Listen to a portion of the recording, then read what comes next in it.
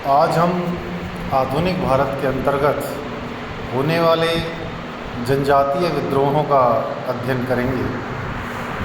भारत के विभिन्न भागों के बहुत बड़े क्षेत्रों में रहने वाले आदिवासियों ने 19वीं सदी में कई छापामार लड़ाइयाँ लड़ी, आपस में संगठित हुए और अत्यंत जुझारू संघर्ष किया, असीम शौर्य एवं बलिदान का परिचय दिया। दूसरी तरफ अंग्रेज़ों ने इनका दमन करने में क्रूरता की सारी सीमाएं तोड़ दी और उन पर पाशविक अत्याचार किए। भ्रष्टाचार एवं अत्याचार के हथियारों से लैस औपनिवेशिक शासन ने जब आदिवासियों के इलाके में घुसपैठ की तो उनमें घोर असंतोष पैदा होना स्वाभाविक था। आमतौर पर आदिवासी शेष समाज से अपने आप को अलग थलग रखते थे, लेकिन ब्रिटिश राज उनको पूरी तरह से औपनिवेशिक घेरे के भीतर खींच लाया। राज ने आदिवासी कबीलों के सरदारों को जमींदारों का दर्जा दिया और लगान की नई प्रणाली लागू कर दी। आदिवासियों के द्वारा उत्पादित अन्य वस्तुओं पर नए तरह के कर लगाए गए।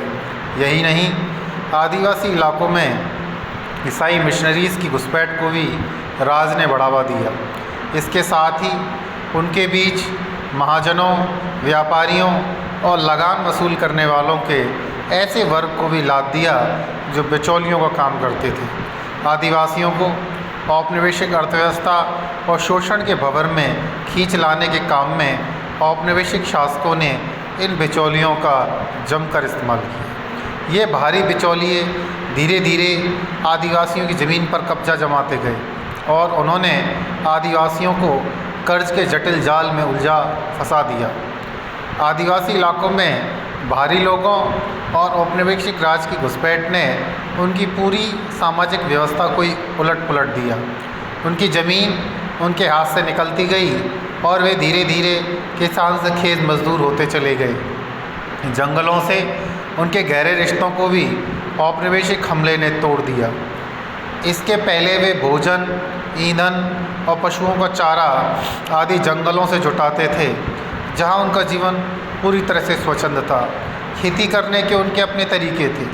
वे जगह बदल बदल कर झूम और पड़ू विधियों से खेती करते थे। यानी जब उन्हें लगता था कि खेत अब उपजाऊ नहीं रहे, वे जंगल साफ कर खेती के लिए नई ज़मीन तैयार कर लेते थे। लेकिन औपनिवेशिक राज ने सब कुछ बदल दिया और जंगली भूमि, वन उत्पाद एवं गांवों की ज़मीन के इस्तेमाल पर भी तरह तरह के अंकुश लगा दिए। जगह बदल कर की जाने वाली खेती पर पूरी तरह से रोक लगा दी गई। पुलिस और अन्य छोटे मोटे अधिकारियों के द्वारा किए जाने वाले अत्याचारों, शोषण और जबरन उगाही ने आदिवासियों का जीवन दूभर कर दिया। लगन वसूल करने वाले लोग, महाजनों जैसे सरकारी बिचौलिए, दलाल इन आदिवासियों का शोषण तो करते ही थे, उनसे जबरन बेगार भी कराते थे। इसके फलस्वरूप आदिवासियों में असंतोष गहराता गया और उनके हर विद्रोह का एकमात्र कारण यही था। आदिवासियों ने बड़े पैमाने पर संघर्ष किया, जिसमें हजारों आदिवासी एकजुट होकर लड़े। कई बार तो पूरा काफिला और आसपास के सभी गांवों के आदिवासी संगठित हुए। कुछ मौक़ों पर तो पूरा का पूरा क्षेत्र ही अंग्रेज़ों के खिलाफ हथियार उठाकर खड़ा हो गया। औपनिवेशिक घुसपैठ और व्यापारियों, महाजनों, लगान वसूल करने वालों के तिहरे शासन ने आदिवासी समाज की लय और ताल को ही तोड़ दिया। हालांकि ये हमला कहीं बहुत तगड़ा तो कहीं थोड़ा कम था, लेकिन इसने उनको बुरी तरह से झकझोरा, यहाँ तक कि उनके कबायली सरदार और मुखिया भी शोषण से नहीं बच सके। इसलिए आम आदिवासी के साथ उनके सरदार और मुखिया भी विदेशियों को खदेड़ने के लिए एकजुट हुए। दरअसल आदिवासियों के विद्रोह में उनके जातीय हित बुनियादी कारण रहे। उन्होंने वर्ग के आधार पर नहीं, अपितु जातीय आधार पर आदिवासी पहचान जैसे सांताल, कोल, मुंडा आदि के रूप में अपने आप को संगठित किया। उनकी एकजुटता को दाद देनी पड़ेगी। उन्होंने कभी भी दूसरे आदिवासियों पर हमला नहीं किया। एक खास बात और थी, सभी बाहरी लोगों को वे दुश्मन नहीं मानते थे। बाहर से आकर उनके इलाके में आकर बसे ऐसे लोग पर आमतौर पर हमला नहीं करते थे जो गरीब होते थे और आदिवासी गांव की अर्थव्यवस्था में जिनकी भूमिका सहायक थी, या जिन लोगों ने आदिवासियों से गहरे सामाजिक रिश्ते बना लिए थे। इन लेखों में ग्वाले, लुहार, बढ़ई, कुम्हार, जुलाए, धोबी, नाई, ढोलची, बंधुआ मजदूर, पैसे वाले बाहरी लोगों के यहाँ काम करने वाले घरेलू नौकर शामिल थे। ये लोग न केवल आदिवासियों के हमलों से बचे बल्कि कई मौक़ों पर ये आदिवासियों के साथ मिलकर भी लड़े। ऐसे ही मौक़ों पर जाति ने नहीं बल्कि वर्ग ने एक दूसरे को साथ जोड़ा और अंग्रेज़ों के खिलाफ गोलबंद किया। आदिवासी इस हद तक संगठित थे कि कई बार आदिवासी क्षेत्रों में एक ही समय पर बाहरी लोगों के विरुद्ध हिंसक संघर्ष भड़का और उन्हें उसमें असफलता ही भी मिली। कई गांवों ने बाहरी लोगों को खदेड़ दिया गया, उनकी ज़मीन पर फिर कब्जा हो गया। इसका नतीजा ये हुआ कि औपनिवेशिक अधिकारियों से भी उनका संघर्ष शुरू हुआ। इस तरह आदिवासियों की लड़ाई सशस्त्र विद्रोह की शक्ल अख्तियार करती गई। कई मौक़ों पर आदिवासियों के बीच ओझाओं जैसे धार्मिक और चमत्कारिक नेतृत्व भी उभरा, जिन्हें उन्हें आश्वस्त किया कि ईश्वर उनके कष्टों को दूर करेगा और बाहरी लोगों के शिकंजों से मुक्ति दिलाएगा। इन धार्मिक नेताओं ने इस तरह के विश्वास रोकने के बाद आदिवासियों का आह्वान किया कि विदेशी अधिकारियों के खिलाफ विद्रोह में एकजुट हों।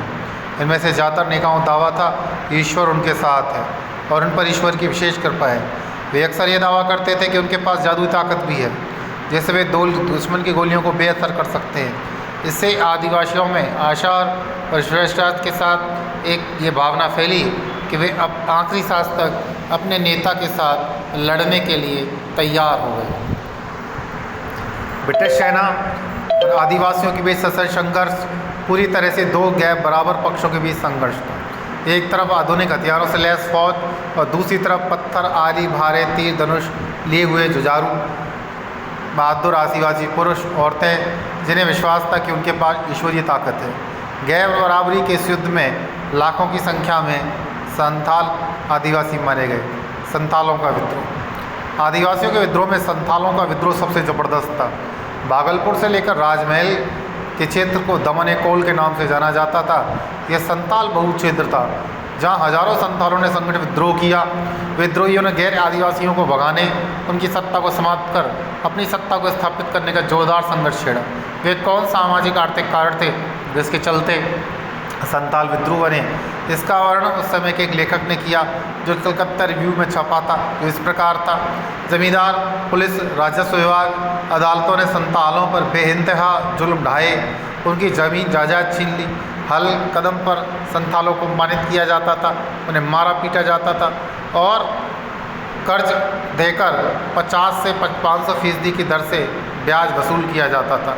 धनी और ताकतवर लोग जब मन में आता था मेहनत कर संथालों को उजाड़ देते थे।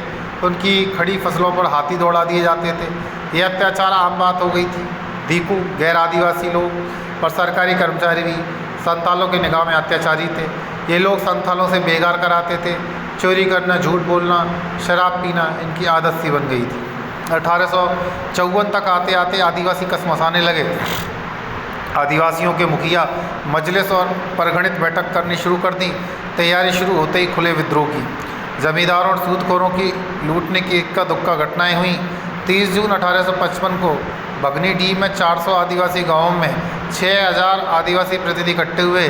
सभा की एक स्वर से निर्णय लिया गया कि बाहरी लोगों को भगाने, विदेशियों का राज हमेशा समाप्त कर सत्युग का राज्य, न्याय और धर्म का राज्य, अपना राज्य स्थापित करने के लिए विद्रोह किया जाए। संथालों को विश्वास था कि भगवान उनके साथ है। विद्रोही आदिवासियों में 2 प्रमुख नेता सीधू और कानू ने घोषणा की कि ठाकुर जी, भगवान ने उन्हें निर्देश दिया है कि आज़ादी के लिए हथियार उठा लो। सीधू ने अधिकारियों से कहा, ठाकुर जी ने मुझे आदेश देते हुए कहा था कि ये देश साहबों का नहीं है। ठाकुर जी को जो हमारी तरफ से लड़ेंगे, इस तरह आप साहब लोग और सिपाही लोग और ठाकुर जी से लड़ोगे। आदिवासियों के गांवों के जुलूस निकाले गए। ढोल और नगाड़े बजाते हुए पुरुष महिलाओं और पुरुषों का संघर्ष का आह्वान करते गए और यह संघर्ष बेहद लंबे और सघन स्तर पर चला, लेकिन अंततः ब्रिटिश सरकार के व्यापक अत्याचार के कारण इस संघर्ष को असफल होना पड़ा।